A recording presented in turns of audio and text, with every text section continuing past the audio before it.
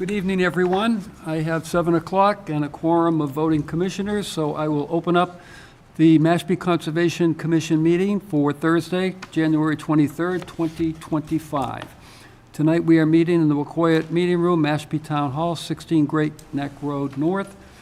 This is being broadcast live on local cable channel 8 and 1072, and also streamed live on the Town of Mashpee website.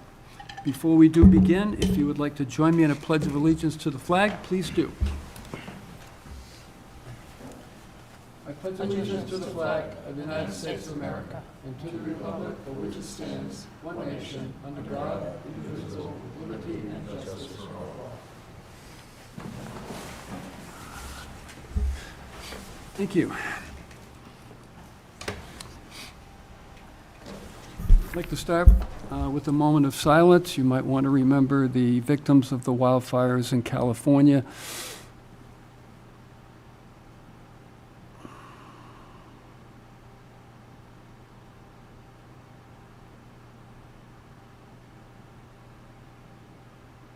Thank you.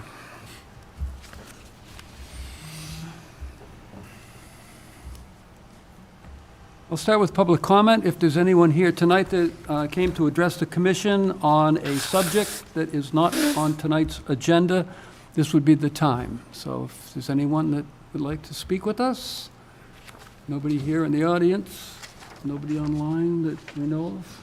Not that I know of. So we're good on that? Perfect. Let's jump right into the first RDA. I'm going to call the first hearing for tonight, 42 Sandy Way, Charles E. and Michelle C. Torge. This is a proposed septic system upgrade. Representative is GeoCape Environmental Consultants.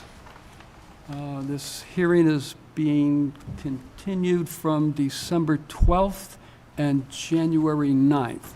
And we also have a third request for a continuance to February 6th of 2025. Make a motion to continue this hearing to February 6th. Thank you, Steve. Is there a second? Second. Thank you, Rich. Motion made and seconded. Any questions, discussions by commissioners before I take a vote on this continuance? Hearing none? Steve? Yes. Rich? Yes. Sandy? Yes. And I vote yes as well. So that will be rolled over to the 6th. The second RDA for tonight is 105 Waterway, Dominic J. Venuto and Kathleen A. Venuto trustees, Kayak View Realty Trust. This is a proposed construction of a one-car garage on a pre-existing footprint. The representative is the owner, and this is a RDA. Good evening. If we can have your names for the record, we can begin. Kathleen and Dominic. Well, welcome. If you just give us a brief description of your project, and then the commissioners, if they have any questions or comments, they will address you directly. A little hard of hearing, so. Just a brief description of the... We just purchased 105 Waterway, and the existing footprint, there's an overhang with the second floor has a living room above it, and we just want to close in 2 walls, put a garage door in the front, so when she comes down in the winter or whatever, she could drive her car in, and so that, you know, her car's not parked outside, and if she has any groceries or whatever, she can go inside the house. In the footprint, all you want to do is a 6-inch concrete pad, 2 walls, and an 8x8 garage door in the front. Okay. Okay. Would you like to say something at all, or? Nope. We're good. Okay. All right, then I'll open it up for questions from commissioners. So, first question I have is, the plan doesn't show what the flood elevation is on this property? flood elevation, I think the engineer, Engineering, Cape and Islands. Cape and Islands, what's her name, the secretary? I don't know. Roseanne, or Is it in there? She wants to know what's in here. made the Cape and Island put it on the plan, the flood elevation. No, I'm not seeing any flood elevation on this plan at all. Hold on. I Because might that's be- only resource areas, flood zone, Right. Yeah, I do believe it's 12. elevation 12. Yeah. Do we know what the grade is out there? I'm grabbing the GIS map as The- quick as I can, hold on.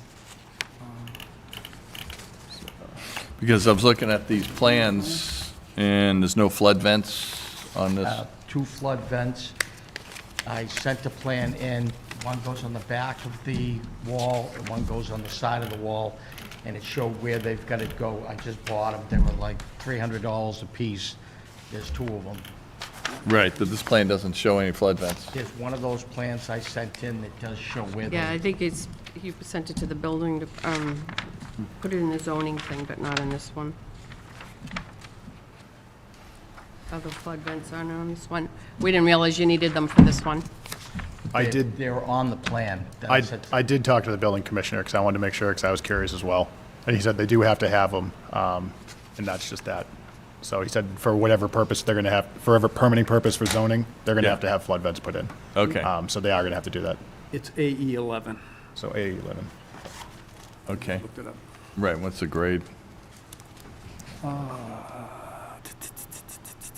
Let me grab the contours, hold on.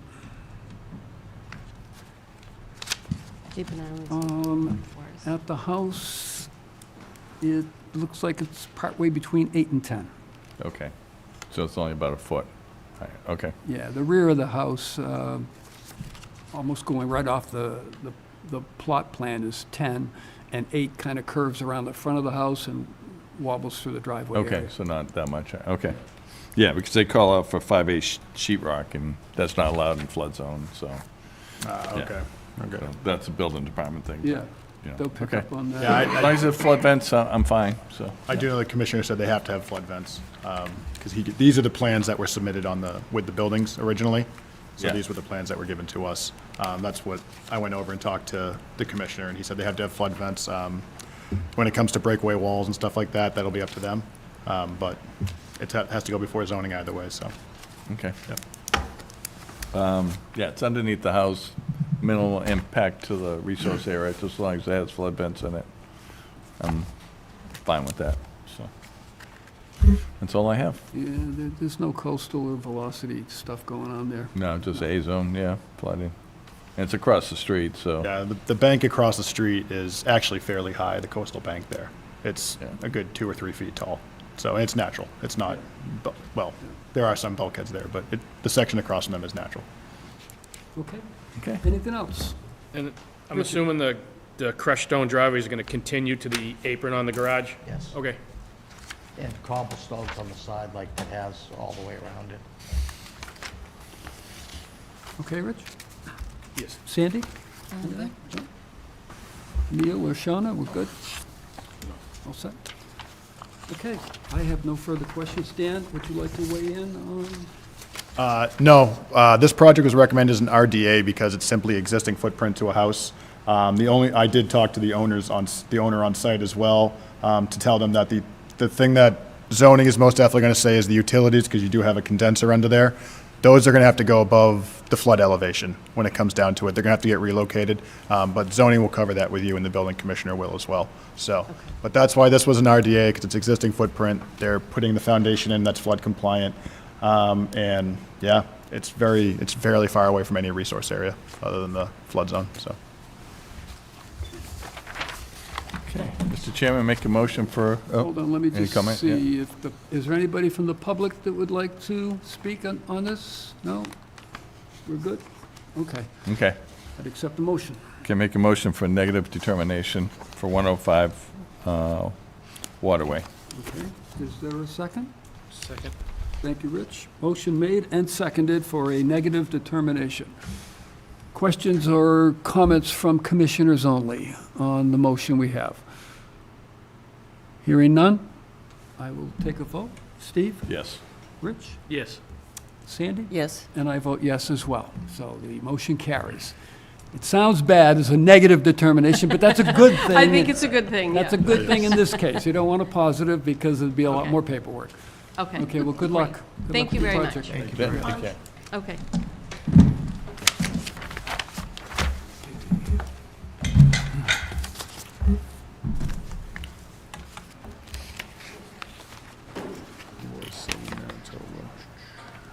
I'm going to call the next hearing for 7 Manitoba Road, Danielle R.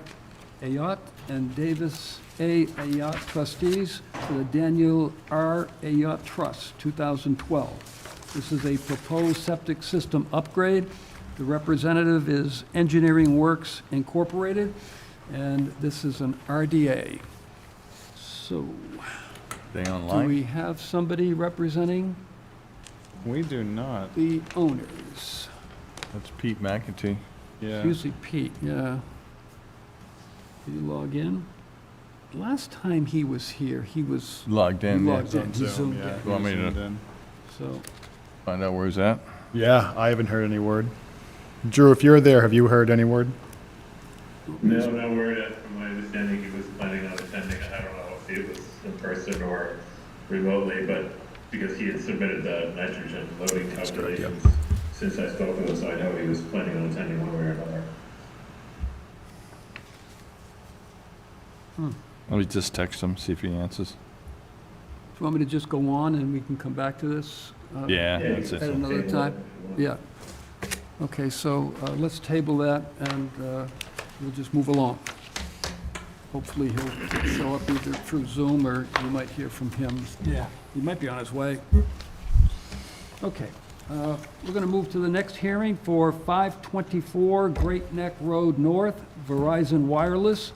This is a proposed installation of a new wireless telecommunications facility and associated equipment within a fenced enclosure.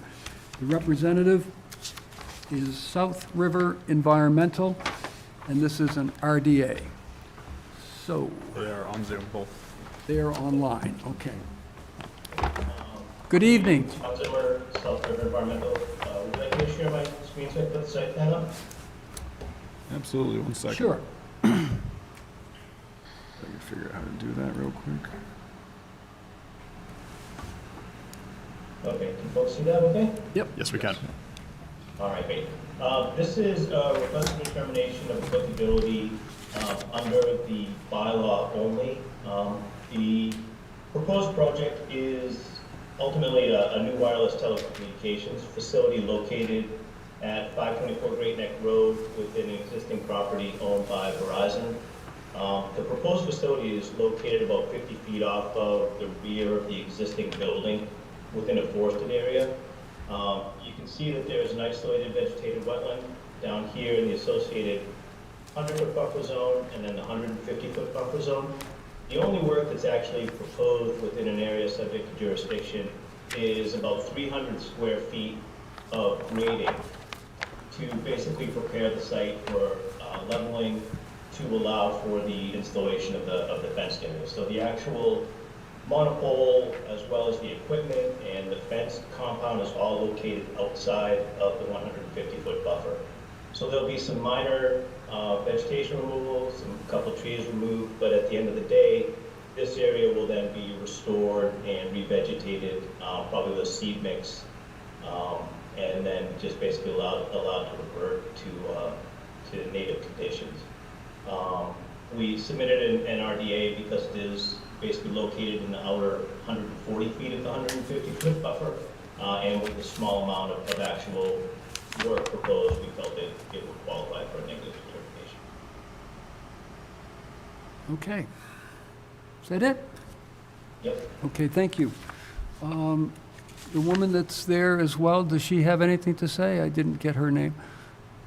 Is it Jessica? Oh, thank you, Mr. Chair. Yeah, Jessica Barty, Robinson and Cole, also here for the applicant, but I defer to John on the wetlands matters. I'm a zoning counsel. Okay, all right. Thank you. Thank you. All right, so let me open this up to commissioners for questions that you may have. I'm all set. I have no questions. Seems pretty straightforward. Yeah, you know, the only concern that I have is that there's a certified vernal pool I believe it's about 140 feet out from, The certified vernal pool is over 150 feet away. It's within the IBW down in this area. and that's all down slope from that corner where you are in the vegetated buffer, right? I'm just looking at your Correct, contours. Yeah. I didn't look at the elevation of those contours. What's the total elevation drop from the corner of the lot that's going to be cleared? You know, that little corner that's being clipped. Yep, from the edge of the proposed work here down to the boundary of the wetland is about a 10-foot elevation change. Oh, it's only 10 feet? Yep. Okay. And what time of year would this be done?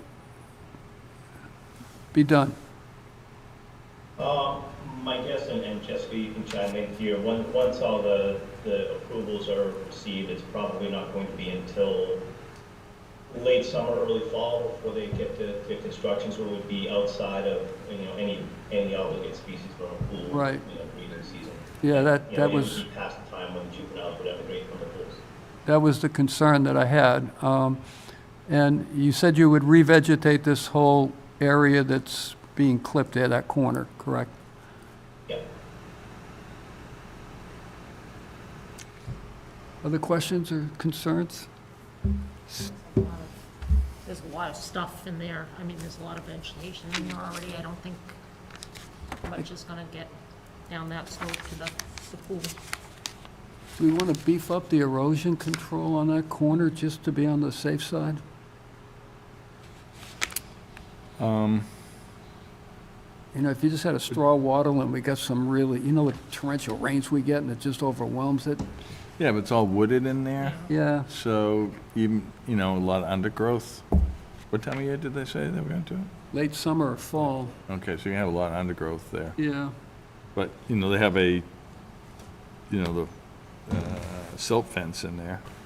But we could do a straw wattle because it is, if you look at the details on it, it drops off, just in the work area alone, it drops off 2 feet. Yeah, Did you want to do a straw wattle in addition to the silt fence?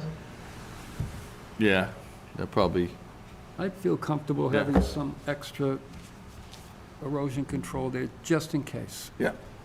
Yeah, just because the heavy rainstorm in the Yeah. summer and a thunderstorm. You know and- what they're like. Yeah, so, yeah. So here we are. Yeah, no, we're happy to put a straw wattle in as well. Great. Anything else? No? We're good?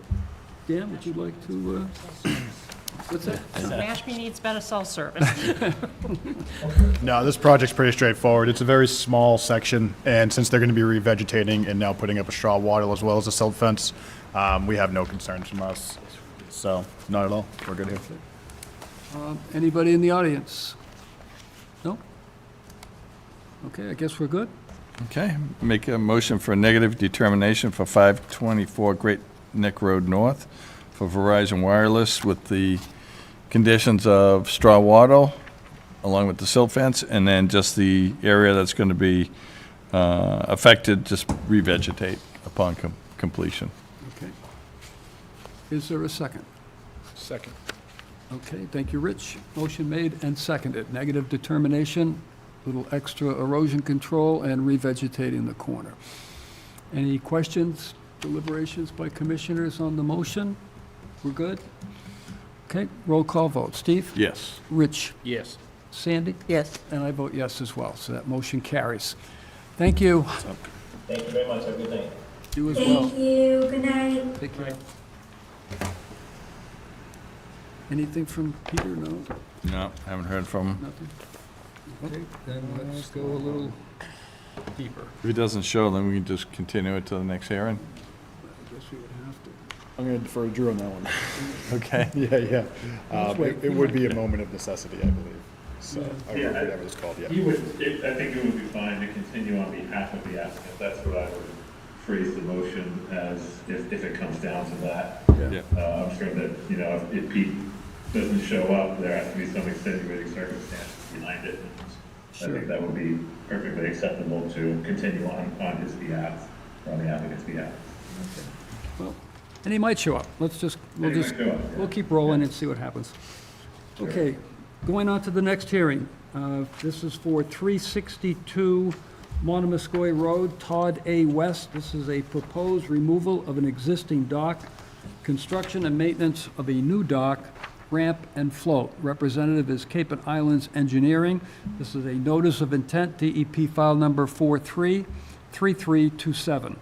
We have a request to continue this hearing from the representative to February 6th of 2025. Was this on our agenda the last time? Is this a? No, No. that was another one, Ms. Ford. That was a Yeah, this different is a one. new one, Okay. yeah.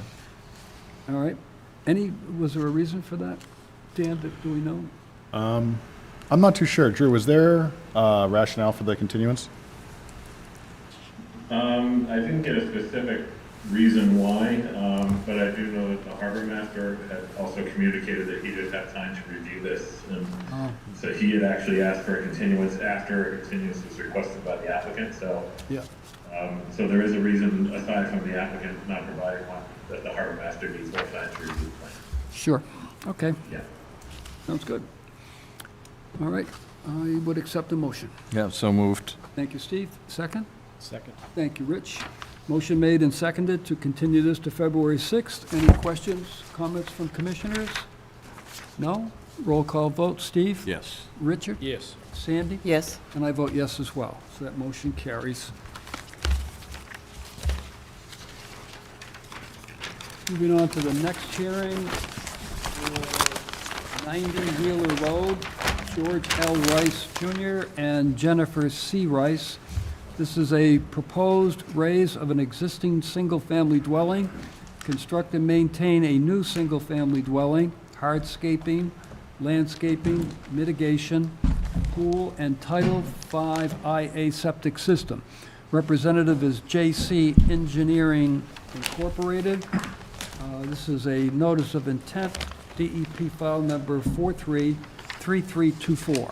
And this hearing is being continued from January 9th. Good evening, gentlemen. Good evening. Have your names for the record, we can begin. George Rice. Brad Bertolo from JC Engineering on behalf of the property owner. Okay. This property is located at 90 Wheeler Road, and it's an existing single-family dwelling on a 26,000 square foot lot. I'm not sure if the commission members had a chance to inspect the property, but I'll briefly describe the existing conditions.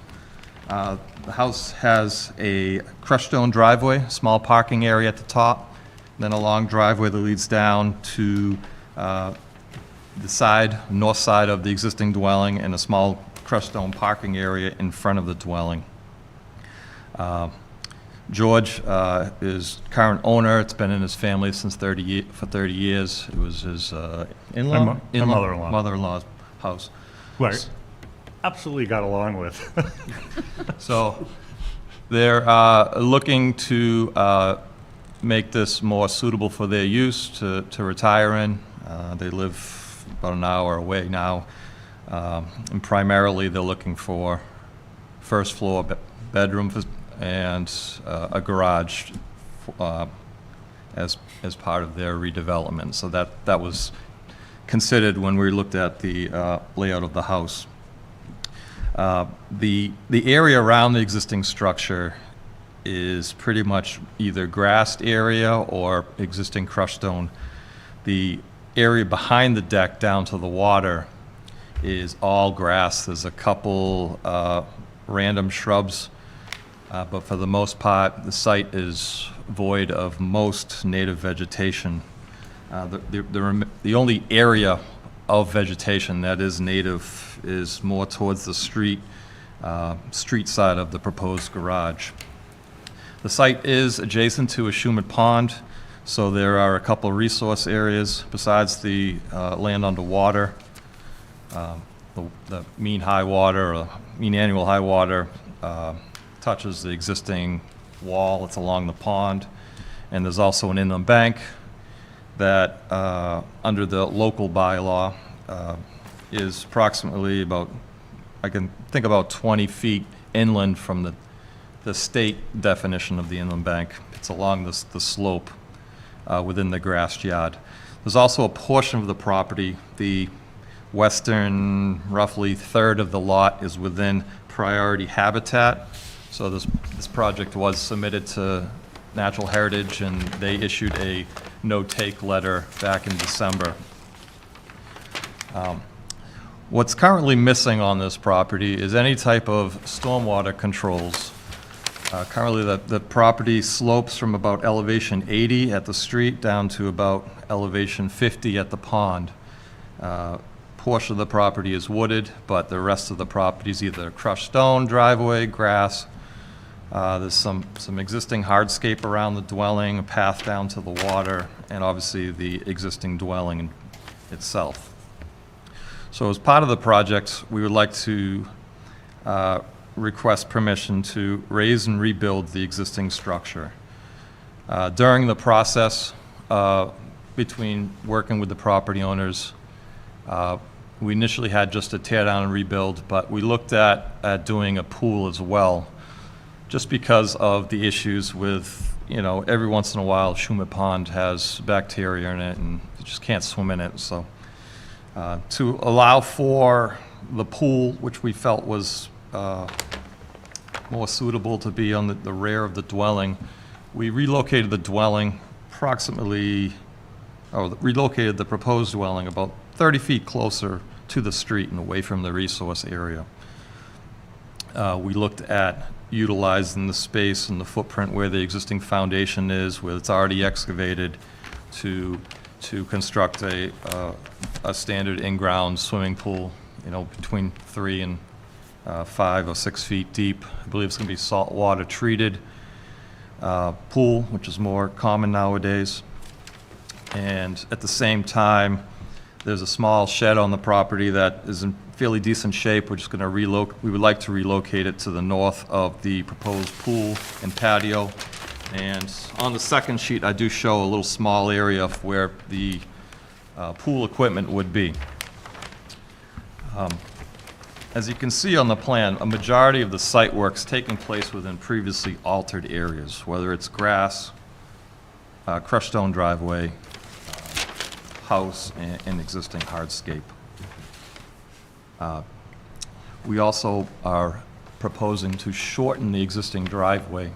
So right now, there's approximately 1,600 square feet of driveway within the 75-foot buffer zone to the inland bank, and we're removing that driveway outside of it. So there'll be no driveway within the 75 feet. We are trying to maintain the grades of the driveway. We would prefer to try to lessen the slope of the driveway, but it would either require too much fill around the house or too much cut near the top of the driveway. So we've done kind of a equal balance. We looked at lowering the grade approximately 2 feet along the driveway and maintaining that slope, which currently is proposed to be paved driveway. They've had issues in the past with the slope of the driveway and being crushed stone. And at the same time, I believe the maintenance on a paved driveway would be less.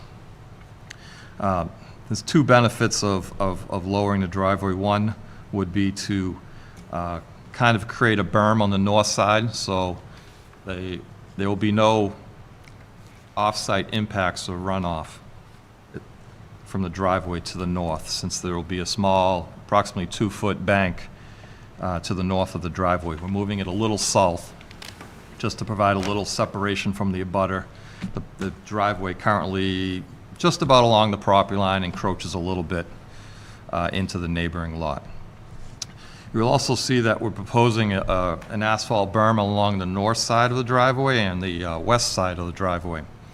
And that is to ensure that stormwater runoff is directed along the berm, and we're providing a catch basin at the bottom of the driveway.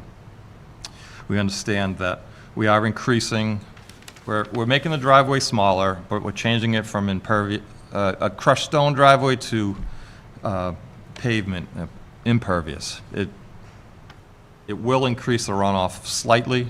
There is a decent amount of runoff from a crushed stone gravel driveway, but to account for that additional runoff, and actually including some area of the existing crushed stone driveway up near the top, and some of the land area between the street and the driveway, parking area. That area is intended to drain towards this proposed catch basin, and we're going to direct it to a set of subsurface infiltration structures They did change that. Oh, there you go. that will be located to the north of the proposed house, and it's in the location of the current crushed stone driveway. So there won't be any vegetation needed to be removed to construct the infiltration structures in that location.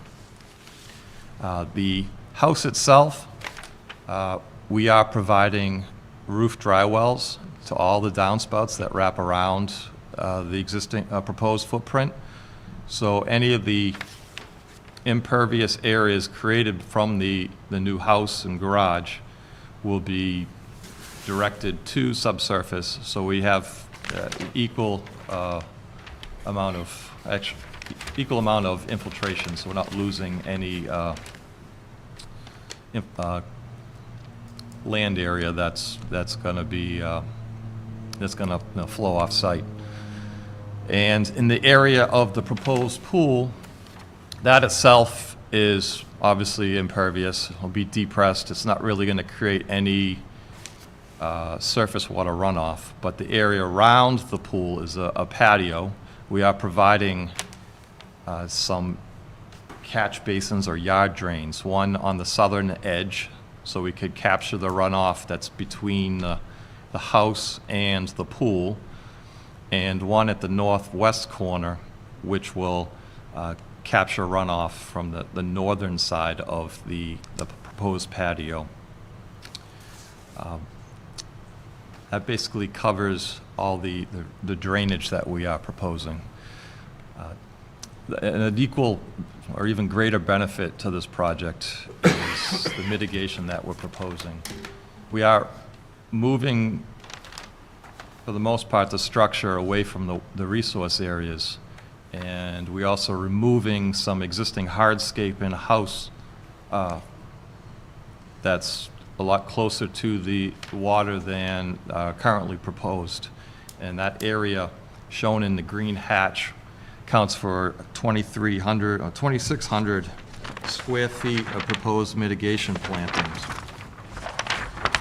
And that's all going to be in an area that's currently grassed.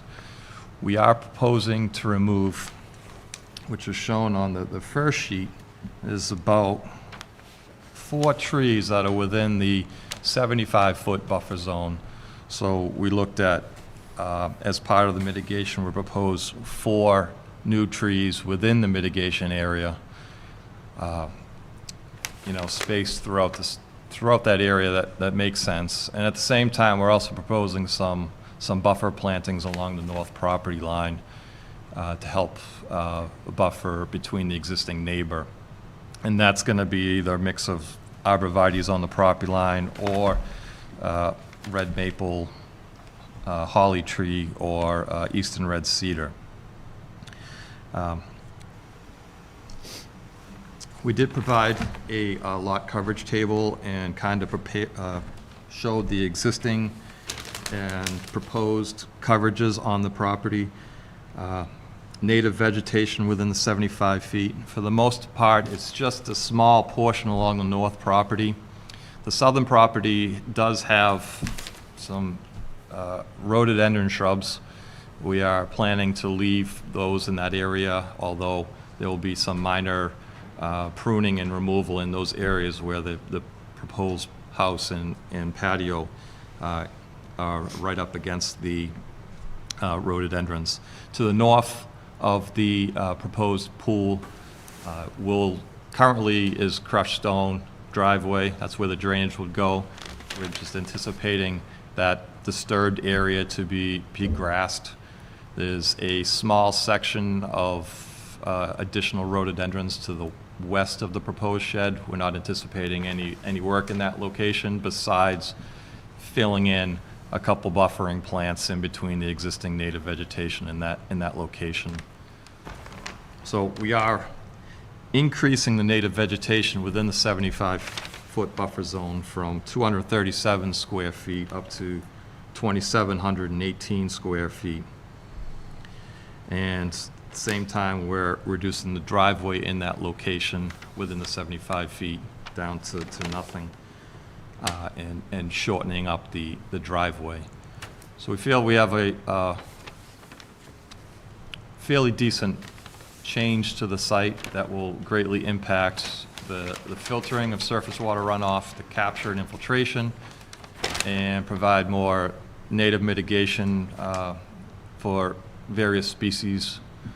We did provide a mitigation table and spelled out a number of different species, both low-lying shrub, mid-height shrubs, and a variety of trees, which, you know, we would hope that could be modified if necessary if the species aren't available at the time of planting. The remaining area of the 2,600 square feet will be planted with a seed mix, just to kind of really fill in the ground cover and stabilize that existing slope that currently exists. So I think with even, you know, with obviously a modest sized home, we feel that there will be a good benefit where, you know, adding the drainage, adding the plantings will benefit the surface water quality of the pond, or water quality of the pond. If you have any questions, I'd be happy to answer. I got one other, we put the new nitrogen septic. Oh, yes, yep, exactly. So the septic system right now is currently a septic tank to an existing leaching pit. The leaching pit is roughly in the location of where the proposed septic tanks will be. And we're relocating the soil absorption system to maximum distance and constructing it in the crushed stone driveway and some of the vegetation that's up closer to the street, greater than 200 feet from the pond. So we're providing a lot greater separation from both groundwater and the pond, and providing alternative treatment, nitrogen reduction. Okay, If you have any questions, I'd be happy to answer. great. Thank you. So I'll go first to commissioners that have questions or comments. Okay, a couple of questions I have. Do you have any accommodation for pumping the pool? Where's the pool water going to go? Is it going to be pumped out in a truck, or is it going to pump to? I believe Well- I might have put a note on that, but typically, usually any maintenance on pools would be pumped and brought off-site. Okay. So there's no discharge of pool water during maintenance periods. Okay. I didn't see a limit of work line along the north and south property lines. I just see some vegetation, so how will the contractor know where to stop digging and so forth? Because it looks like it's, you know, fairly close to the retaining walls in the corner of the house. Yeah, so there's pretty much no vegetation along the north property line, so we would obviously need to stake out the location of that north property line to make sure they don't encroach into the abutters. I do show a proposed tree line. It would actually be on the secondary plan. It's kind of a more bolder green tree line that wraps around the blue septic that's closer to the street, maintains exactly right in the south of there. Maintains some native vegetation between the septic system and the area of clearing around the garage, and then some minor brush and I guess more bush removal south of the garage, trying to Right. maintain as much vegetation between the proposed garage and the neighbor's house. which you Right, can because I see is- that dry well to the south of the house is practically on the tree line or brush line or wherever. Yeah, So it's it's all- these guys up on a machine, they're gonna dig, and they're not gonna pay attention to that, because they'll probably wanna clear 4 feet away from that. It looks like it's within a foot or two. So, we need to stake out the limit of work to leave that vegetation on the side, We- or we come could- up with a landscape plan to put more plants or trees in there. Yeah, we could provide more, maybe an erosion control barrier around the south and north boundary lines that really will define the limit of work that's shown on this plan. Okay, yeah, that sounds good. Is there, one of the questions I have, so I see on your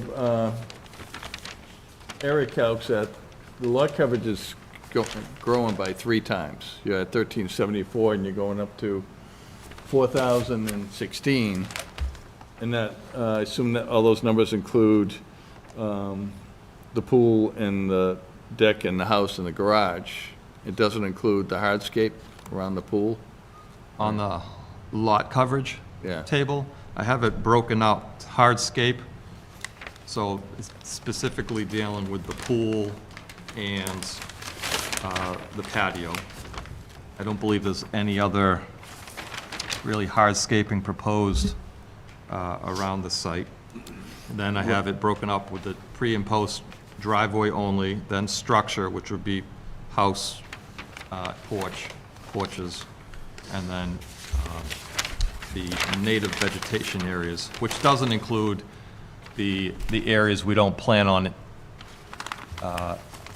disturbing, which would be mostly along the southern boundary and a small portion at the northern boundary beside the dry well and the proposed shed. Okay. So, my thinking is you have all this land and you're growing the amount of structures and hardscape by 3 times what's there now. Why didn't you try to move everything outside the 50-foot buffer? 'Cause right now, everything's within the 150-foot buffer, all this work. Yeah, the structure is increasing by 2,000, roughly 2,000 square feet total. I'm saying that, we have all this, you have all this land, and, how come, when you looked at it, can we move it outside the 50? Well, we did look, we're trying to maintain some buffering with the street. We can't really go too close because we have the septic system we need to be pushed as far away from the resource areas as possible. And we push the house, pretty much the foundation of the house is completely in front of the existing house, which is a considerable moving away from the resource areas. And then we're concentrated the pool area in the location of the existing footprint. Right. We're knowing that there's more, obviously more house area and more hardscape area. We provided the drainage to capture all that runoff. We did discuss potentially, if it's board's wishes, the patio area could be constructed with like a pervious patio pavers. Permeable. Which, is built differently than what I'm anticipating or shown on this plan, but we could provide a detail that shows the pervious pavers, which have knobs on the sides so they don't butt close, and they're built within multiple layers of crushed stone, so there's infiltration. And we still can provide the yard drains that will probably capture minimal water, but, just in case, it would help out, at least with the patio area that's around the pool. Right. I'm just looking at the plan, and it seemed like you have plenty of room between the garage and the SAS. The lot also So- goes up pretty steep. Yeah, it's steep, so the further we move it closer to the street, then there's either issues with having to bring the house up and providing more fill, or we're trying to cut more of the yard down at the top. But we're trying to not impact the driveway too much at the top, because then the neighbor also uses the frontage of this lot to gain access to their lot. Yeah, yeah, but the grade lines are pretty far apart. They're not on top of each other, so, you know, I see this is a perfect opportunity where you can move everything out of the 50-foot buffer and provide that. You know, I understand everything, you know, from the 50 to 100 and 100 to 150. I understand that part of it, but this is a perfect opportunity to get everything outside the 50-foot buffer. So, I'm concerned with that. How far back would that push the house from where, in the picture right there? Would we, because right now we have a beautiful view of the sunset, everything's great. If you push it really far back, now you're looking kind of at a tunnel view. It'll make it, you know, not as quite as appealing. I don't know if it's gonna be a tunnel view, because it's all open on the north side, and you only have minimal vegetation on the south side. No, there's trees all along that side. Yeah, My but, neighbor's property. You should put in a whole dry well and leaching field where the existing shed is. It's all wide open, so I don't know. Yeah. I'd love you to come see the lot, you know, that'd be great. Yeah. Yeah, with the house right now is 28 feet from the retaining wall, and we're moving it to 55. The deck actually is 28 feet. We're moving the house so that the porch along the back is 55 feet away from the pond. I'm just concerned that you're growing everything by, 3 times what's there now, and still within the 50-foot to Yeah. the pond, so. We understand. Well, that's why we And- provided so much mitigation and drainage to account for that. And they're adding a whole new set of steps from the patio down to the pond, too, so. We're reconstructing it, making it smaller. There's actually, you'll see the north portion of that red. See the gray, It's all, grayed out? yeah, that's Right. all. That's all existing. It's all existing, which it's like 4 feet at the bottom, but tapers out to like 8 to 9 feet at the top. So we kind of made a consistent 4 foot and shrunk that size down. So, Okay. Great, thank you. All set? Other questions from commissioners? No, he answered it with the pavers around the pool. Okay. Neil? Stan? Okay. They're going from 4 bedrooms to 5. That's the Board of Health's purview. I was going to ask that myself. In order for the notice to be complete, you would have to have already applied to the Board of Health, because you're going to need a variance to go from 4 to 5. I don't believe so. Yeah, I thought we talked to them and they said. Mashpee requires, if you have a lot that is less than 40,000 square feet, you can't go to that 5th bedroom without a variance. Now, that's not the purview of the commission, but it Yeah. is the Board of Health. So when Thanks you for the come heads to up. us and you file, Yeah. you have to have already applied for that variance through the Board of Health, and I don't see anything that says that you have. We haven't applied anything, but the septic system is outside of your purview anyways, because not even in the jurisdiction. It's not even constructed. So if it happens to be, they're not going to approve a 5-bedroom, the leaching system changes to 4-bedroom. The tank is the same tank, same pump, so nothing changes that part of the septic system that's being constructed in your jurisdiction. The leaching portion is in an area that's outside of your jurisdiction. But you are constructing the house, which is in our jurisdiction, and if it's a 5-bedroom home, then we have to make sure that the paperwork is complete. Oh, yeah, yeah. That's what I'm saying. Yeah, no, we anticipated a filing. I just went through conservation first. Most towns like to see conservation first. Other questions? What happens if the salt water gets out of the pool? It's better than chemicals. Huh? Better than chemicals? Yeah. Okay. Yeah, saltwater, I mean, it's a freshwater pond. yeah, saltwater pools tend to be the way people are going now. It's, Yeah. I don't know if it's less maintenance, but it is less harm to the environment. Yeah, nothing should be getting out, hopefully, as he just talked about. There's a lot of management for the runoff for all of that aspect as well. If you're gonna do pervious pavers, then that would also Yeah, assist that with would, so. yeah. I've never owned a pool myself, but I'm assuming there's usually some type of maintenance during the year to make sure that that water level, it's probably some evaporation that goes together with, We've had some rain, pretty so. significant rain Yeah, storms though yeah. of late, so. So, yeah, my mother-in-law's owned the place for 30 years, and so we've been coming here every weekend with our children. So she had the bedrooms, so we each had a bedroom, and it was great. Problem now is the lake has become, with all the nitrogen runoff and the warming, and then we're having plumes. We have PFAS. We've got the de-icing that's been coming from the Air Force Base, and now we've got the purple, whatever that algae is, that if it's toxic to dogs, if my dog drinks it. And it's really becoming, they closed the lake I think last year in September. You couldn't even swim in it. So my wife and I want to retire, but we want to have our children do what we did and come with their kids and bring their babies. And so that's why we decided, well, let's put a pool in then, because it's going to get worse before it gets better. And then, our kids will still have this as a destination place is kind of our goal. Okay. Have you considered a pervious driveway rather than asphalt? It's possible, sure.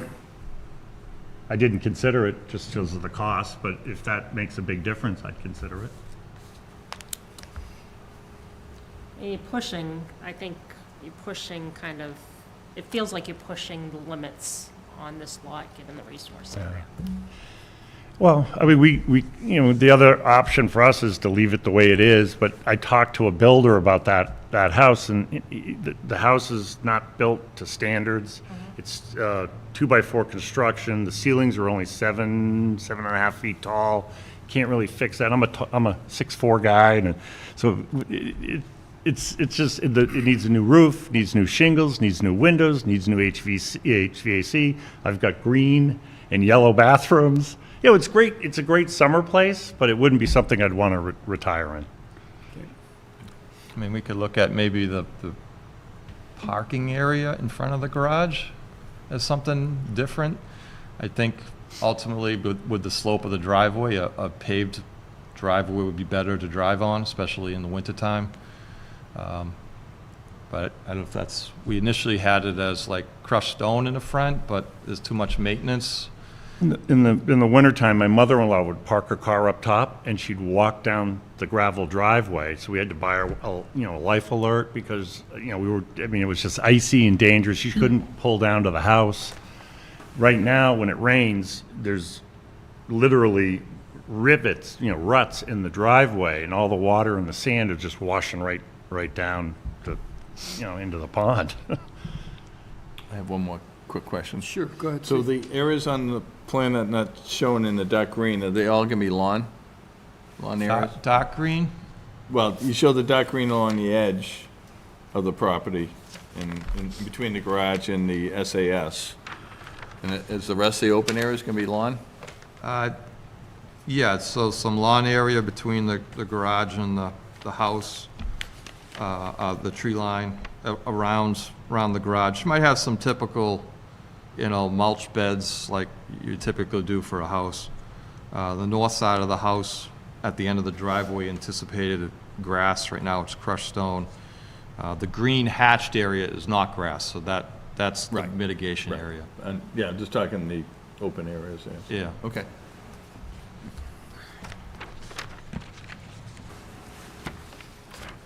You all set? Okay, Dan? Drew? No, I'll let Drew go first. It's on. Thank you. I know I did have some conversation with the applicant consultant regarding, the overall increase in size and the structure of the pool patio, the house, the garage, and They did reduce from what was originally proposed. This, obviously, you didn't see the original proposal because this is the first hearing. But it was, I can let the consultant speak to what the reduction was overall. I do understand the concerns. I know Commissioner Cook mentioned the possibility of moving it back 50 feet, trying to get everything out, at least from the 50-foot buffer. I would just recommend that, things like Board of Health review, food water withdrawal, work limits, all of those things can be easily conditioned if the commission wants to state that, if the project is to be approved. So I wouldn't want to see those issues pulled out the hearing for a continuance, but it could easily be conditioned if approved. But I do understand about the house size. It is a much larger increase in structure from what currently exists. And you've got, I know you're moving the house back, but it's also, that setback is then being occupied by a new structure, that big patio. So when you present the house setback increasing, but being replaced by structure, I don't really see what the benefit is of a setback if it's being replaced by something else, other than mitigation. But I do, on the flip side, when it comes to the mitigation, I did speak to the consultant about that to get more strata, vegetated strata incorporated into that mitigation. The previous iteration had a lot of low-growing vegetation, so I wanted to see an increase in diversity. So, and one of the things is, and ultimately is obviously the discretion of the commission, but when you have this increase in structure and overall lot coverage, it also equates to a larger amount of mitigation in an area that is really devoid of any sort of buffer strip whatsoever. So, from my perspective, if they address all of the core issues like stormwater capture, the replacement of the reduction to impact to groundwater by the septic system upgrade, even if it's a larger footprint in structure overall, but as long as anything that could be perceived as adverse impact is addressed fully, and you've got the establishment of a vegetative buffer where literally none exists, it's just something to take into consideration. So no other comments. Anything you'd like to add, Dan, or? No, Drew got it all quite well. Questions from the public? None? Okay.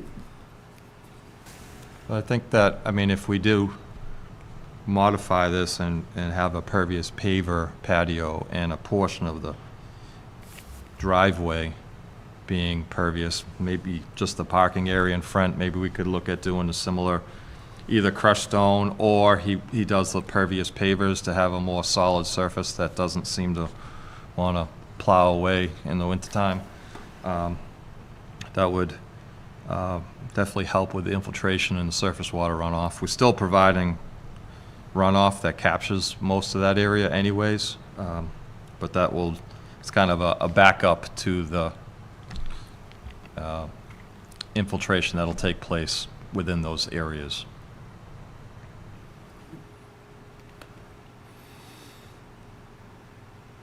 I'm open for a motion.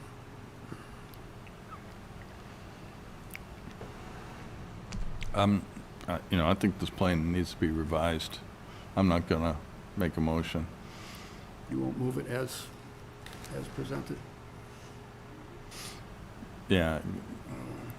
Like Drew says, I know there's a lot of pluses with the mitigation and everything, but it's still, you still get a structure within the 50-foot buffer. The structure's growing 3 times what's there now, and there's still plenty of room to move it back to get, the pool and the patio out of the 50-foot buffer. Yeah. Quite a bit. The landscape plan is very minimal information, so I would want a better landscape plan that shows, what's going in there for trees, shrubs. The limit of work isn't staked on the north and south sides. The paperwork for the Board of Health variance hasn't been filed, and we require all paperwork for all boards to be filed. And then there's no note about, pumping the pool for off-site. So to me, there's a lot of open areas. I understand going to permeable pavers on the patio, that's great, that helps. And to have a pervious driveway, that really helps too. Yeah. Most of those items, I think, would be conditionable. We'd be more than happy, come before any type of mitigation planting's done, have an expert, a wetland scientist, or somebody to prepare a sketch that maybe staff could review to go over. Because I know we have a kind of a, I don't say generic plan, but we specify the type of species and we specify how many plants are gonna be necessary, doing your typical roughly 3-foot on center spacing. And it's Yeah. in the typically- ballpark of almost 290 shrubs that would be planted Right, in but that area. typically on a project like this, the applicants come in with a detailed landscape plan. This is a large structure, you're clearing a good part of the lot. I understand a lot of it's cleared now, but I mean, there's gonna be a lot of work on this lot, so we should Yeah. have a detailed landscape plan that shows, okay, where's the limit of work, what's going in? I know the mitigation plan is good, you know, that part's good, so. I just think there's missing information, and the big one is, you had the opportunity to move the structure out of the 50-foot buffer, and it's still there. Yeah, the house is outside of the 50 foot from the pond, so we But did you move still that. have a pool and a patio. Yeah. Well, if the patio is permeable and the pool is smaller than the existing footprint of the house, it is a bit of an upgrade, right? Yeah, it's small, but you still have retaining walls around that pool and patio. Just kind of in the area of the stairwell, just to get that stairway, but for the most part, that patio is flush to ground. grade.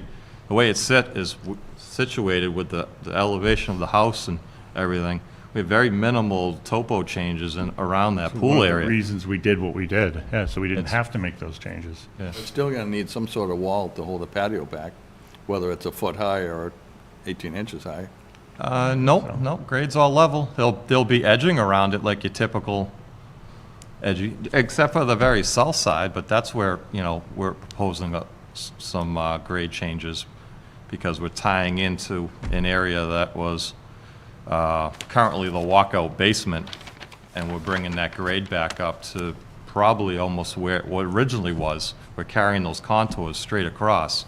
So we're reestablishing the slope on that, and that bank back to where grade probably was before they constructed those stairs down to the water. Currently, all the runoff that comes from the house right now just drops right down under the ground and just runs right into the lake.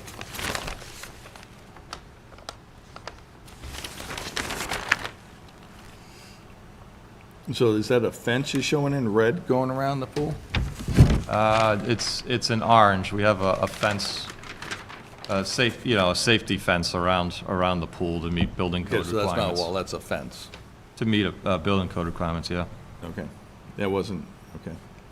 It's kind of hard to see Yeah. with all that. It's a lot going on. Oh, yeah, yeah. Yeah. Okay. That's my 2 cents worth on that. And I don't see any nitrogen calculations for this project at all. How do we square that with regulation 30? That would have to be submitted then. I didn't see anything in what was sent out, and I don't see anything on the plan. Did you do nitrogen calculations for the lot? We did not, no. But we're adding that D-night, so it's gonna be less than what's there today. Right.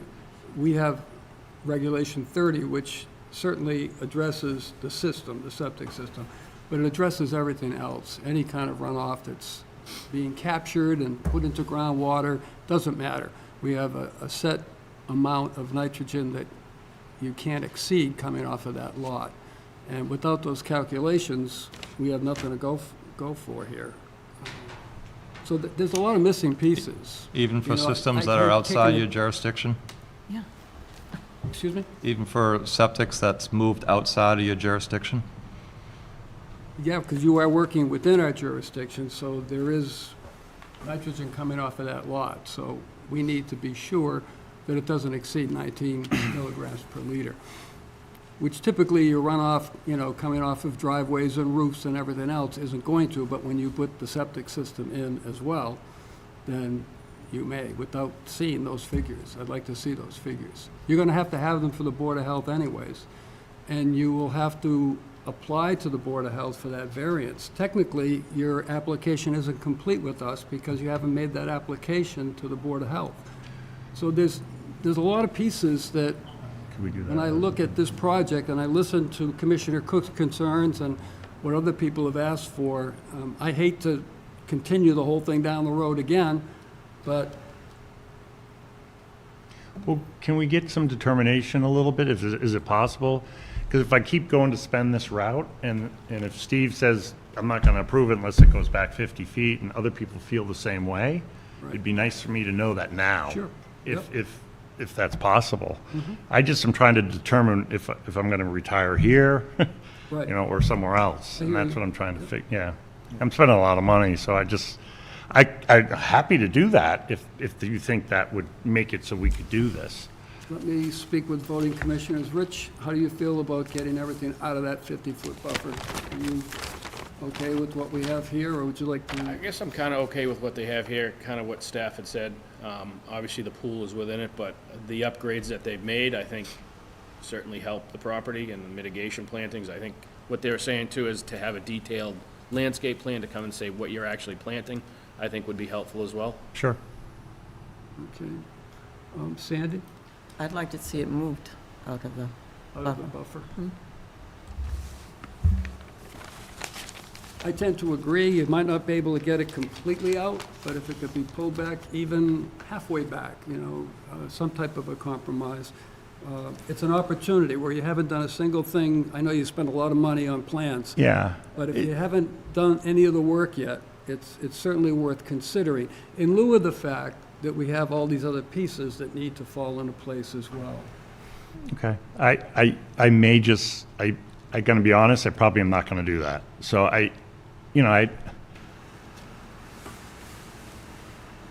like the house. I love the house the way it is now, but I don't think I'll retire there. But trying to build it and pull it way back, I'm probably not doing that. Yeah. So that's okay. But So that's not- good for me not to know even- now. Not even 20 feet? I don't know. It didn't sound like that was an option. I don't But Paul know. just said if we come to even a compromise, Oh. we're probably willing to look and say, okay, what's the distance from that back patio to the, What would you guys feel is a good compromise that Sandy would be agreeable to and you would be agreeable to? I don't have a scale on me, what's the distance from where the pool is by the walkway to that 50-foot line? What's that distance? The 50-foot high water mark there, offset? Where's that? Yeah, see where Right the through the 50 foot's corner? going through the corner pool, how wide is Yeah, that the pool is like 15 and a half feet, roughly. 15 and a half feet I drew it at, wide, yeah. Okay. So we'll can move you- it back another 15 feet or another Yeah. 20 feet, or what do you? Yeah, if you go back 20 feet, then the majority of the patio and the pool's out of it. You're talking I got to 20 go feet. look at the lot. I'd love it if you guys came and saw what I'm seeing, but We have, I don't know if I've been that's on it. possible. I've been up there. I've been there. You've been there? I've been there. I've been there too. Yeah, if we can get some of that 50-foot buffer cleared out. all the 'Cause I know better. it angles, so once you move it back, Yeah. I don't think I'll majority of see it the pulls sunset out of the- anymore. pulls out of the buffer. Yeah, You know, it's so if just, you go right now, back it's got a 50 if beautiful you go back- sunset view. I'll lose that, but I don't know. I got to make a decision, I guess. Go back 15 feet, then, Can you What's the kind size of of tweak the the pool? angle of the pool? Not 15, stay in the 15, setbacks. Oh, maybe the 15.5 pool, by but the 30. house. If I do the house anything, I don't stay in the setbacks. Because the lot kind of goes that way. The problem is the trees on my neighbor go straight down, so if I pull the house back further, I won't be able to see the sunset, but I have to make that decision. So I don't know what I'm going to do. What's the dimension on the pool? It's 15 and a half by 30. 30. Shown on the second page.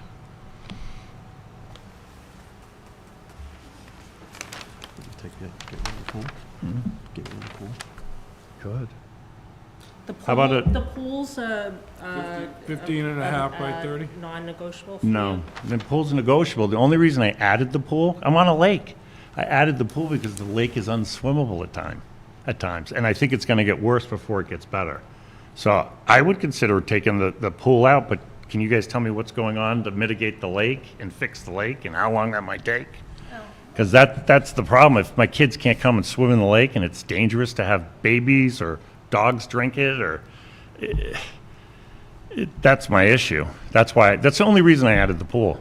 I'm on a lake. Why would I need a pool?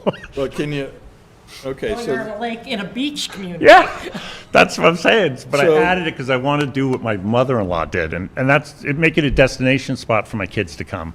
what's the distance from the pool to the porch? The post on the porch? 10 feet. 10 feet. 10 feet, okay, so if you move it back 2 feet, you still have 8 feet between the pool and the posts that supporting the porch? Yeah, that's a possibility. And And then, I'm open. It's, I'd love to kind of negotiate and get to a point where you guys are comfortable, and then, it makes sense to go forward.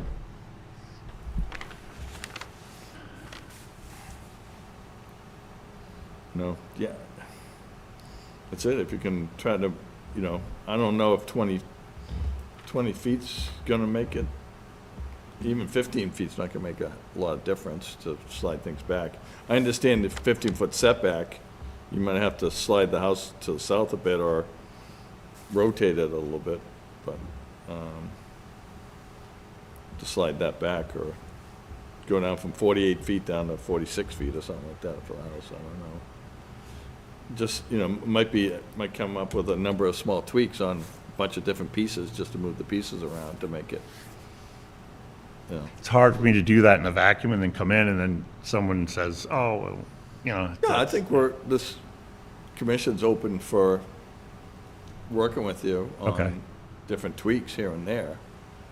Just saying that there's a lot of area in the 50-foot, and this is a perfect opportunity to, help out that 50-foot buffer. If the Board of Health doesn't approve the fifth bedroom, does that change your view about whether you? that's really from my mother, so, no. This is being televised. So, But we have other issues, no, too. I would just, Yeah. I could Yeah, we, I could make that work. we could be here all night, just kicking this back and forth. We have other hearings as well, and plus our Okay. own business, so.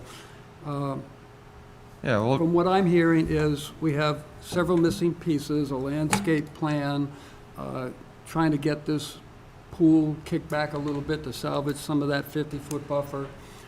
Nitrogen calculations in order to make sure that Regulation 30 with us is good, and application to the Board of Health to make sure that you're on your way to the variance so that our paperwork is good.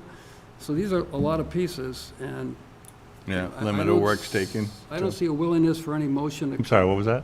And limit of work's Limit of taken, work. yeah. So, and where there's no motion coming, I think you guys have some homework to do. Okay. And do you feel if we do all that, then that makes sense to come back and do another presentation? Absolutely. Okay. And staff will work with you. They know what pieces are missing, and they get the sense of what the commissioners are saying as far as salvaging as much of that 50-foot setback as we can. Okay. Seems to be the best.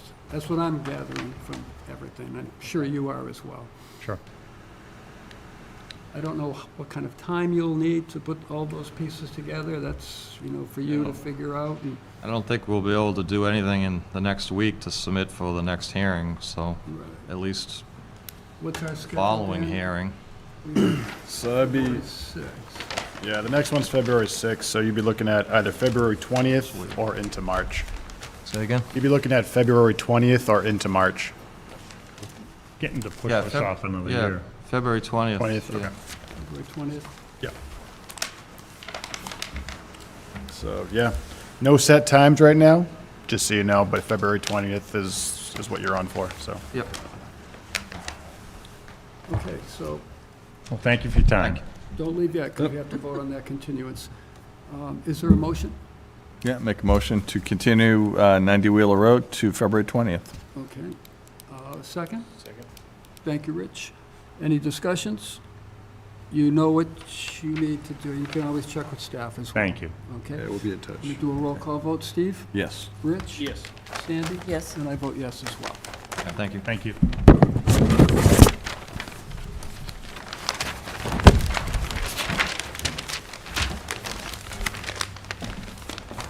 So Peter's here. I'm going to go back to Pete's. Back up and get that. Okay.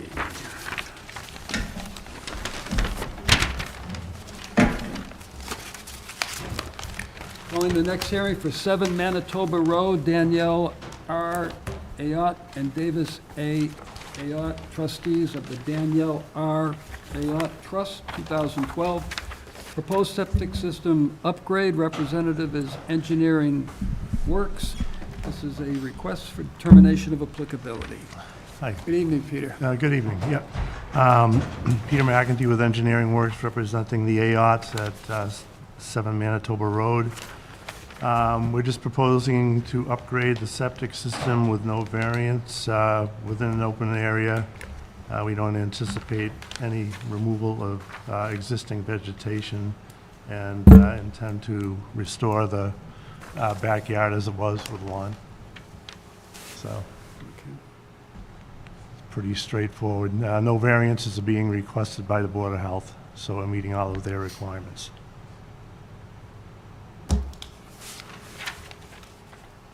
Okay. That it? Questions from commissioners? Hey, Pete.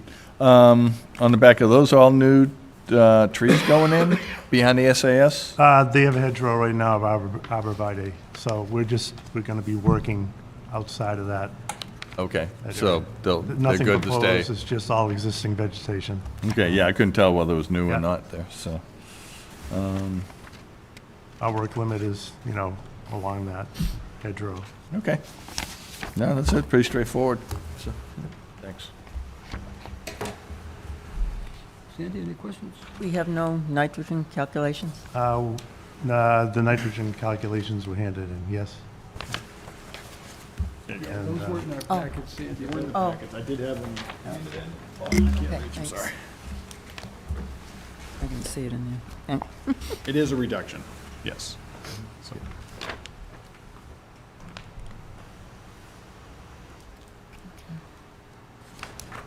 So, Peter, do you need a variance from the Board of Health for the distance to groundwater? Because this is awful. No, we actually did the percolation test in the B horizon, and it's going to be remaining in that, and we had 4 minutes per inch, so we're allowed to be 4 feet above groundwater. You're okay, they're anything okay over with 4 because of the slower perk rate? Because of the slow perk rate, yeah. Anything over 2 minutes per inch Right, is allowed to have a 4 foot without variance. right. Okay.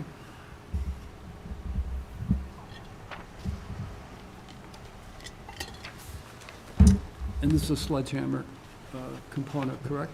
Mm-hmm. Just out of curiosity, what is the milligram rate that comes out of the tank? I didn't look at the figures because they didn't come out to us electronically. I saw them before the meeting and heard. They've had some, what happened is they had been monitoring them early on when sledgehammers were introduced over a decade ago. And then the requirement got stopped in Mashpee, so they weren't recording it. But now that we're using them more frequently, they're being recorded. Cape Septic Inspections is doing a lot of the operation and maintenance, so he's obviously logging the numbers and giving them to the Board of Health, and also providing Sledgehammer with his numbers too.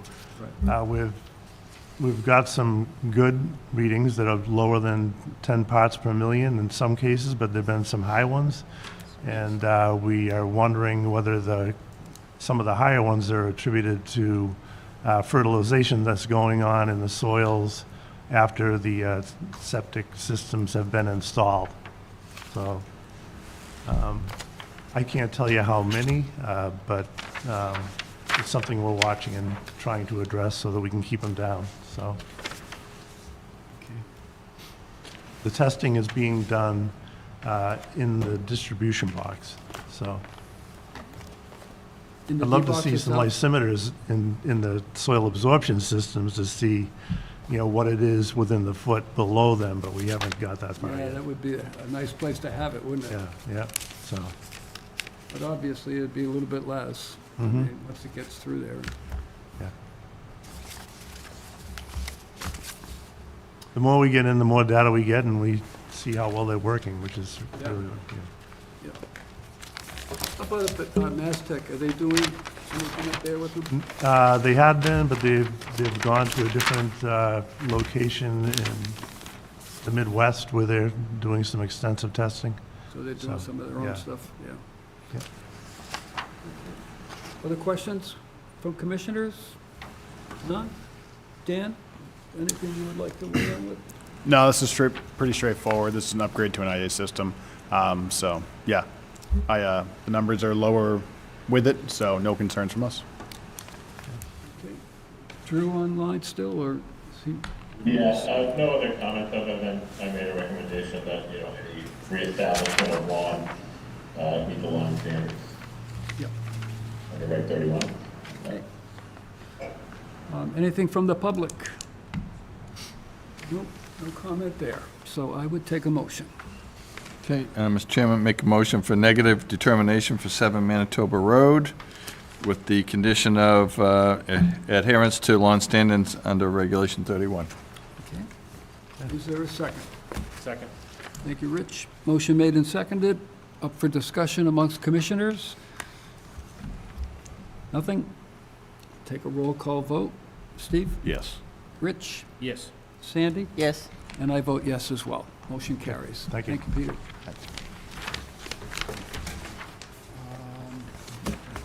You.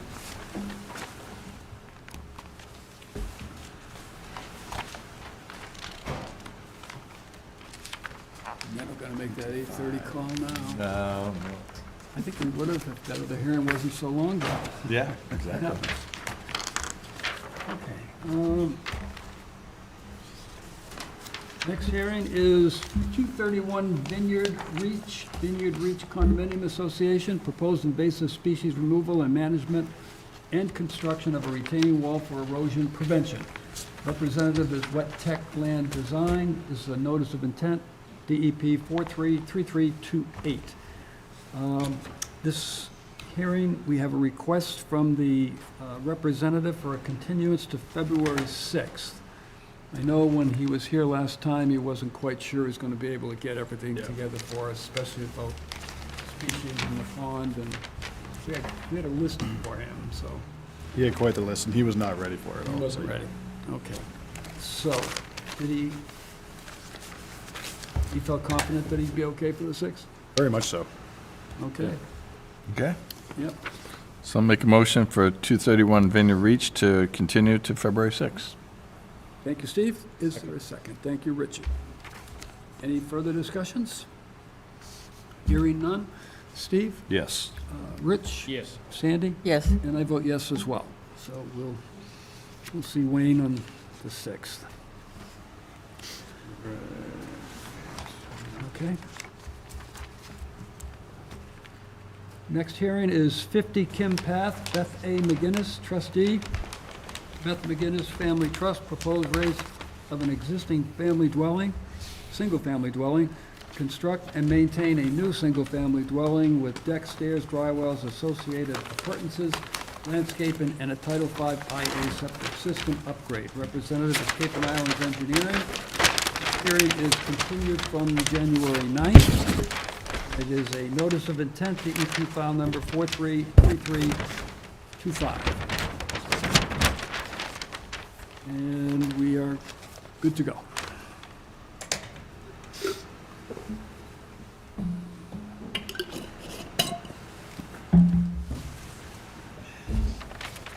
Good evening, sir.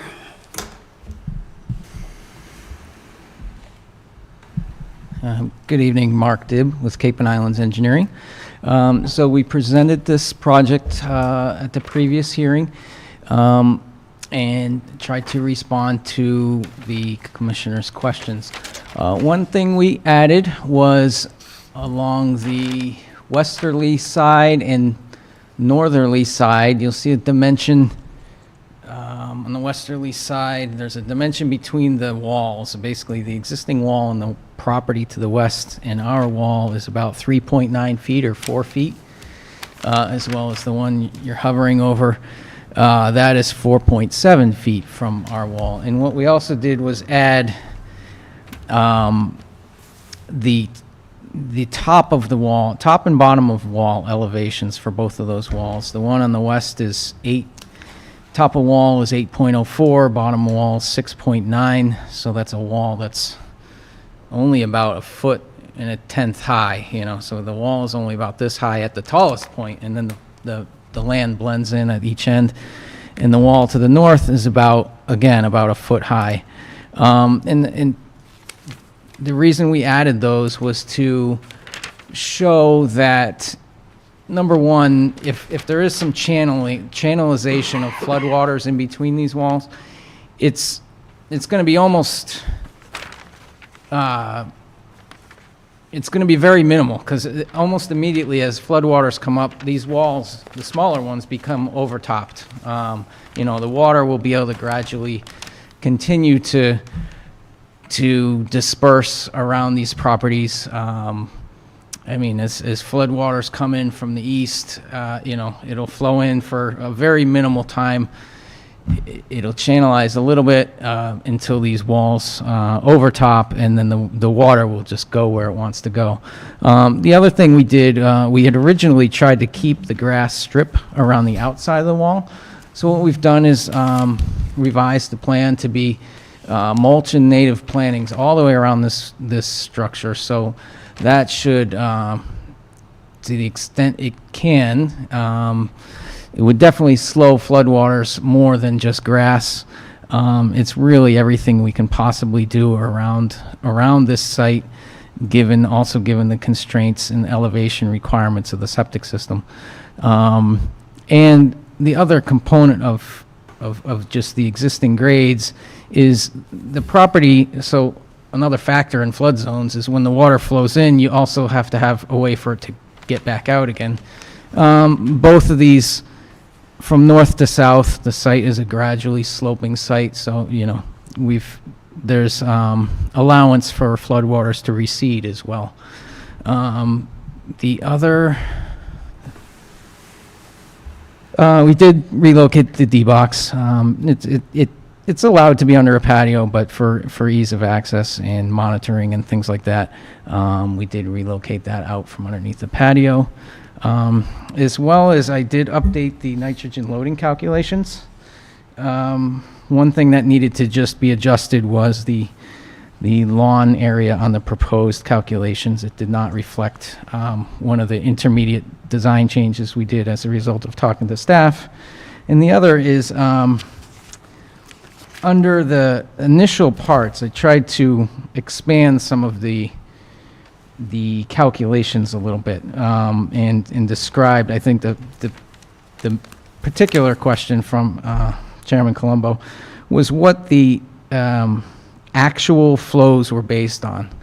And what it is based on is a couple different things.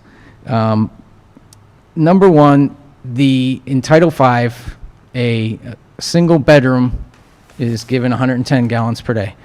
And that assumes 2 people in that bedroom. So that means you divide 110 by 2, you get 55 gallons per day. And then, let me backtrack a little bit first.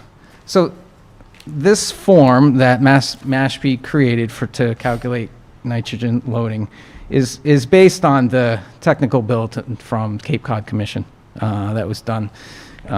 It details the different criteria, and so there's 3 main things that 3 main criteria basically is: 1, the septic flow; how much nitrogen is going into the ground from the septic to flow. The next is lawn area, because that's another producer of nitrogen. And the third is actually the amount of recharge based on natural areas that actually help flush the nitrogen out of the water. So it's actually a beneficial part of the calculation. So the first part being septic, and we'll go back to the actual flow, again, is Title V is 110 gallons per day, and they assume 2 people in a bedroom, so that gives you 55 gallons per person. And the Cape Cod Commission guidance has, when determining the actual flow, it's based on census data, actually, which Mashpee, average household size in Mashpee, according to the form that's being used, is 2.5 people per household. So what you do is you take the 55 gallons per person times 2.5 gives you, I didn't write that intermediate number out. Oh, it's 137.5 gallons is the flow for the actual flow based on the Cape Cod Commission way of doing things for the house. And then, since this is a 3-bedroom house, and then there's also, in these numbers, there's a conversion from gallons to liters. 1 gallon is 3.7954 liters. And basically, that number that's in the form is based on 2.5 people for the house. That's 6,702 milligrams. And then you divide, and then the formula,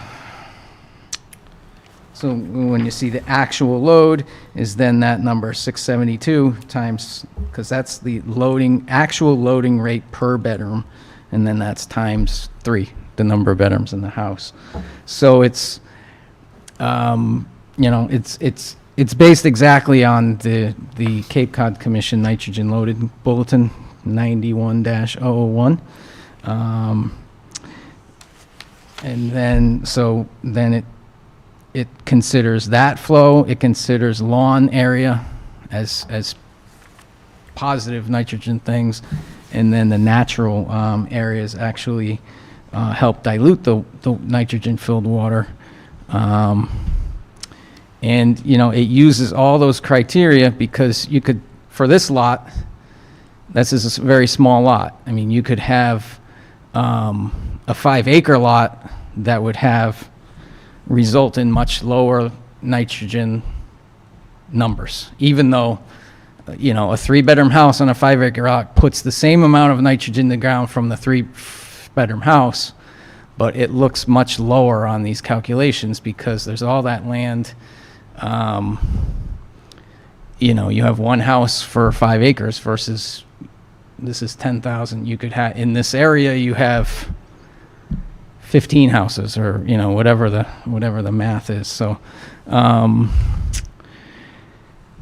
that's what the actual flow is based on this form, and I think it's a reduction of the over this property when we add the IA in.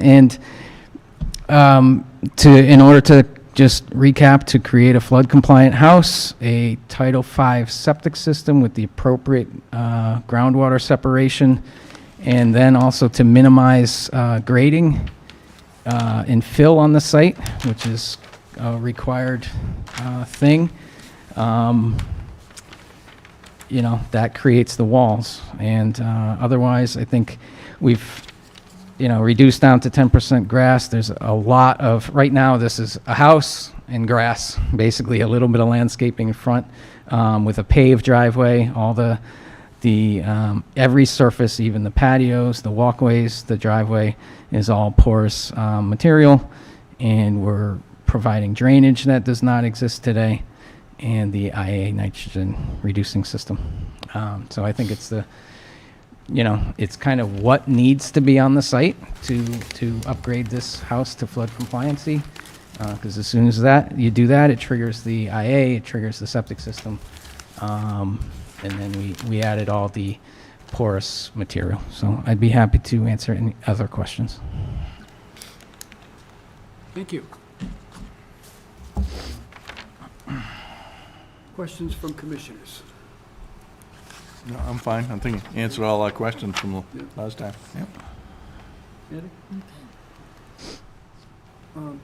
Just one clarification I have, Mark, and thanks for, the description of the commission.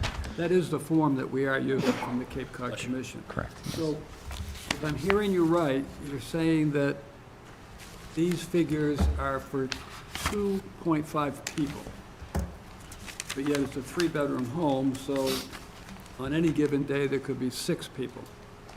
So even though we have figures, and that's the way the form works, would you agree that it's very easy to exceed these numbers? In fact, quite frequently you would exceed it, especially in the summer months. I mean, if you have 6 people using the system. I mean, if you notice at the end of all these calculations is an average. It takes Yeah, I see that. takes the design flow, which does consider 6 people, and then it averages that design flow with the actual flow. It is spelled out, the different ranges are spelled out in this Cape Cod Commission thing that kind of explain that and where they go, definitely, especially over a weekend, you could have 10 or 20 people in this house for a day or two. Sure. But, that's a general. That's the standard, you have to have a standard to work That's with. the standard, yeah, Get it? that's how it's, Well, I know as different engineers come before us and present these figures, they tend to be all over the place, but there's different systems that are being used, and what I'm trying to do as they do come along, and I was asking you, I think you were here listening when Peter was just here, I was asking him pretty much the same questions. What's coming out of these and who's doing the testing, because I'm seeing such a wide range of numbers that come before us since we updated Regulation 30. So that was my interest in that. Okay, no other questions? Dan, anything you would like to add? No, Mark, you accommodated everything that the commission was asking for, especially with the plantings along the corners, the sides, and the retainment wall separation channeling, so all good here. Drew, is he still online? Yeah, I'm good, thank you. Okay. I'd ask the public, but there is no public. So I'm open for a motion. Okay, Mr. Chairman, make a motion for close an issue for 50 Kim Path. McGinnis, Beth A. McGinnis trustee, Beth McGinnis Family Trust, with the, as plans submitted as is. Revised plans. Revised plans, yeah, that's it. Okay. Is there a second? Thank you, Richard. Motion made and seconded. Up for discussion amongst commissioners. Any last minute issues or questions, comments? We're good? I'll take a roll call vote. Steve? Yes. Richard? Yes. Sandy? Yes. And I vote yes as well. Motion carries. Thanks, Mark. thank you. Thank you. Thanks, Mark. Have a good night. I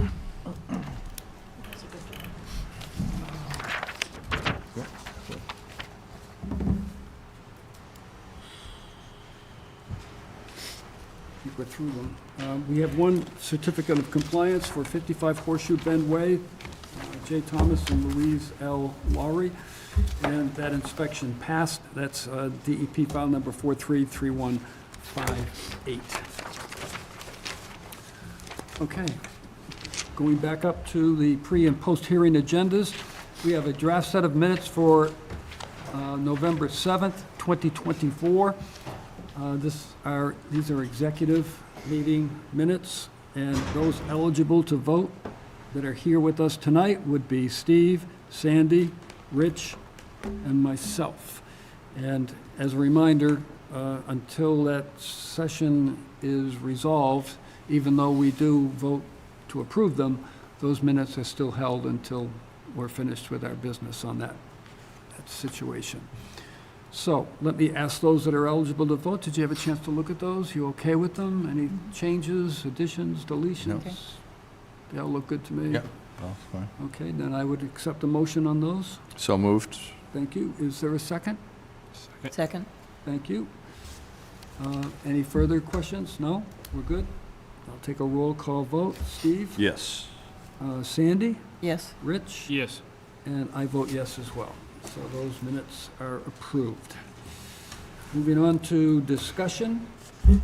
Water quality issues and initiatives, ongoing discussion item. Anybody have something they want to bring before us for our attention? No, we're good, good on that. Chapter 172, Regulation 25, land subject to coastal flow, performance standards. At our last meeting, we looked at draft 7, and we were all set to move that forward to legal review, but there were a few questions from commissioners, and we agreed that those questions would come in to us in writing. I have questions from Rich that came in that I forwarded over to Dan and Drew. I think you guys got those as well. And Sarah had sent some in, I think the very next day after the meeting, and those have been forwarded in. Steve, you said you had some, Yeah, I'll you wanted to- I'll do that tomorrow or Saturday. Okay. Email them in. and is there, I haven't heard anything from Marjorie. Shauna, you all set? I'm good. Good. Neil, you all set with that?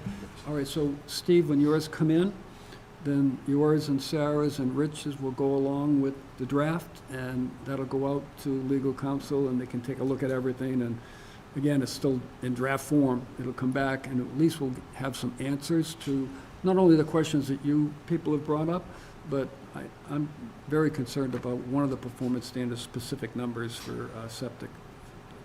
We'll have them take a look at that. Okay. Okay?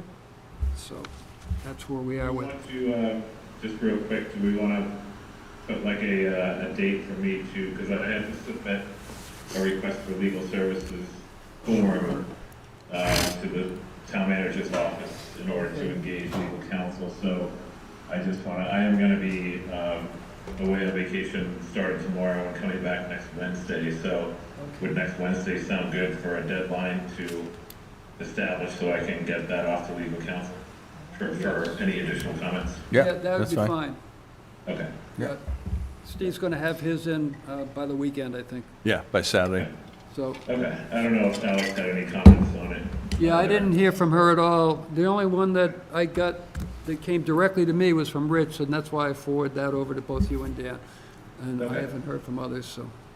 Sure. Okay. Conservation meeting schedule. Sorry about the change. Apparently, the Finance Committee is reviewing all of the budgets, and the Town Manager's Office wanted to have both that meeting and our meeting televised. And this is it. We could meet at the library, but there's no live television. So the Finance Committee agreed to push their meeting time back earlier, and then we agreed, or I agreed as chair, to move ours up. And I believe they'll be done by the end of February. Don't they have to be finished in order to make recommendations for the town warrant? Yeah. I can't say for certain, I just don't know. Yeah, Yeah, it's uncertain. They may have more meetings if they want to be televised. yeah, But there are a couple of things to consider with this topic, and I'll just throw them out briefly. You know, you could certainly adjust accordingly as far as, you know, the start time on Thursday, you know, starting at 7 o'clock or having meetings at the library. But the other consideration or possibility is to switch over to Concom meetings on Tuesday where there's no conflict with the Wacoya conference room. And you could start meetings at 6:30 on Tuesday nights as opposed to Thursday. So I just wanted to put that out there for discussion amongst the commissioners, you know, which, just that you have those right. alternatives. Well, I can only speak for myself. It doesn't matter to me whether we meet at 7 or 6:30 or 6. I don't work, I'm retired, so. Me too, so I'm flexible. Yeah, I'm fine. Are you okay with the 7 until Yeah, the I'm fine with the finance 7. is done? Yeah, yeah. I have a feeling they'll be done by the end of February, but there may be other issues that come up from time to time that we would get bumped another half hour or so, but Yeah. I'm fine with going to Tuesday too, but I think that was gonna cause a whole, Yeah. It's another yeah. issue, right, with Yeah. scheduling and everything like that, right? Yeah. May, you're right. Yeah. Okay. We don't want, I just need give a you heads guys up. any more of I that. just need a heads up, that's all. Okay, so it seems to be the consensus that we'll stay with this bumped up 7 o'clock thing till the finance is done with their review, and then hopefully the dust will settle and we're back to normal. Yeah. That sound good? Well, we're talking about meetings. Our quarterly May meeting is the Yes. Friday of Memorial Day weekend. Was that intentional, or is that seems like a really bad time to have? You mean Thursday? Oh, Thursday, that's right, it's Thursday, Right, sorry. yeah, I tried to stay away from that weekend, because that gets Yeah. crazy. It was a tough one. Okay. They were just literally picked out of For some reason, I quarters, yeah. thought it was Friday, so I was, Yeah. Occasionally, when we get, I must have it in my calendar. when we look at the full year calendar, you can find, like, there's that week that we skip and one Yeah, plugs in. okay. But when I looked at all the meetings for 2025, every 2 weeks, there was a Concom meeting, so you end up getting a meeting that kind of backs up on and then I looked at the So my holidays, and I apologies, tried to stay out of got that. myself looped up. Yep. And those are 6:30 to match up with our 6:30 time, which is now 7. It's like a moving target. It just keeps moving around on us, but, okay. So, Drew, it looks like we're good to stay at 7 on Thursdays. Okay, At very least good. the consensus of those that are here, and so Okay. Yeah, that's fine. we'll see how that goes.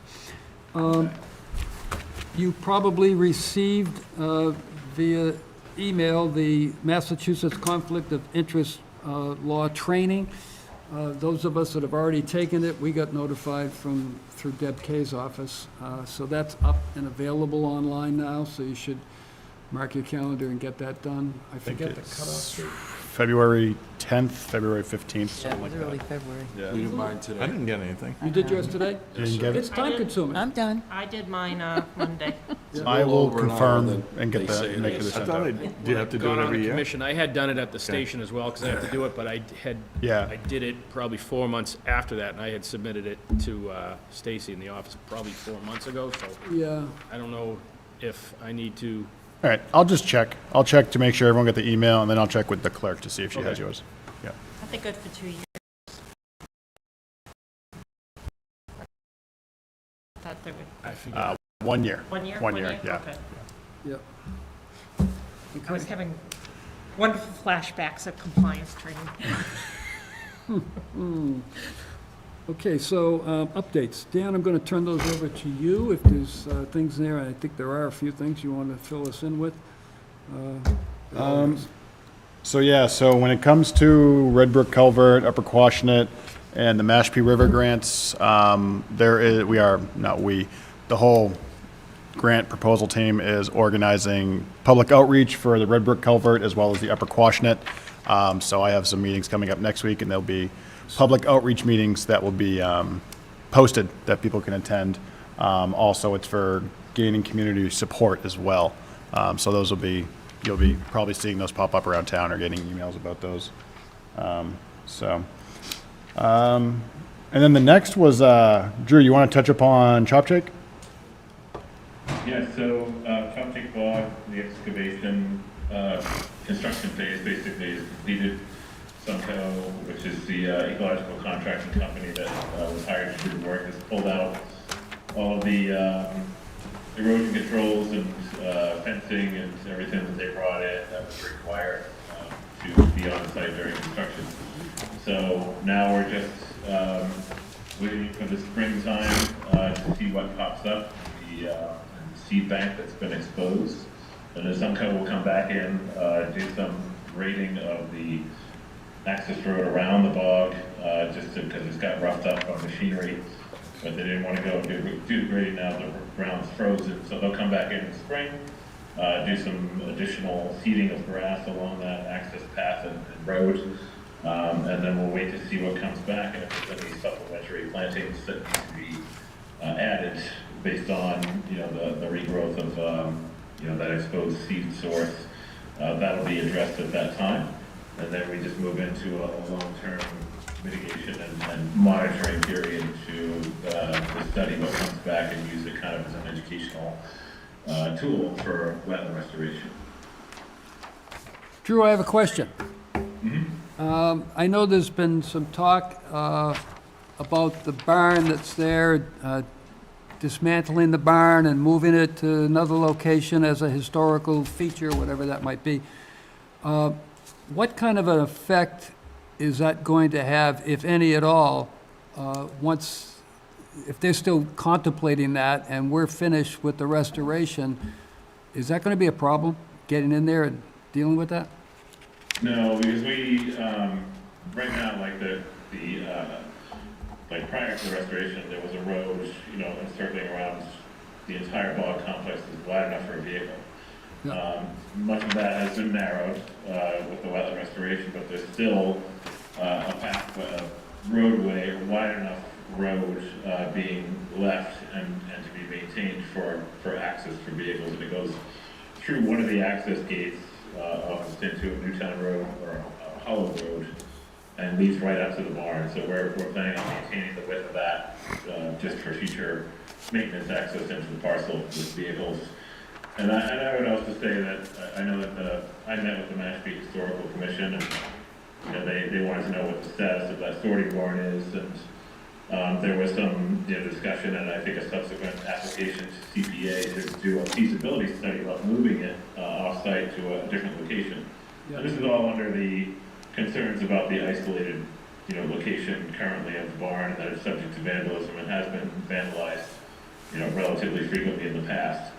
And it's hard to police, but in retrospect, and I've reached out to Mashpee Historical Commission since that meeting, that, the barn is really a very highly coveted feature on this bog by local residents and folks who live across the pond are used to seeing it as a feature on the landscape. So I think that, we should talk to the Mashpee Historical Commission about looking into submitting a different application to CPA to fix up the barn, make it look nicer, and doing some security measures around it, even like a Wi-Fi remote camera or something to that effect, so we can keep it in place and address the concerns about the remoteness and vandalism issues. But I think that's where I would like to see head in that direction, keeping the barn there and not relocating it off-site to a different location, because I think the local community would have a major problem with that, and I would fully understand. So that's kind of the latest with that. Okay, I was just curious. Thanks.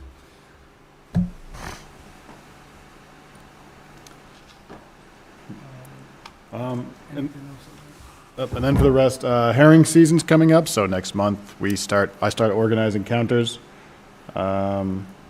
Yeah, and that's really about it. You might hear some talk about some herbiciding in the ponds to control some of the milfoil in John's Pond and whatnot. Drew's going through that as we speak to get that assured. I know there was some questions tonight about a Schumett Pond. There is an application, I believe through Natural Resources, going in for the cyanobacteria in there, because obviously last season it was shut down. As for the PFAS and everything in there, I couldn't tell you. They're tackling the cyanobacteria at this time, so that I'm aware of. So other than that, that's really it. We're in the thick of the winter, so. Okay. There's also this form that's coming around that you need to take a look at and sign. I think it still has to go over to Shauna. Oh, sorry, And, I thought Neil. it was her. yeah. Okay. I have no other additional topics to bring forward unless somebody else does. We're good? No. And I would Make a take motion to adjourn. Thank you, Steve. Is there a second? Thank you, Second. Richard. Anybody questioning that motion or deliberating it or against it, for it? Let me take a roll call vote. Steve? Yes. Rich? Yes. Sandy? Yes. And I vote yes as well. And that's before 9 o'clock, and we started at 7. Have a good one. Good, 2 hours.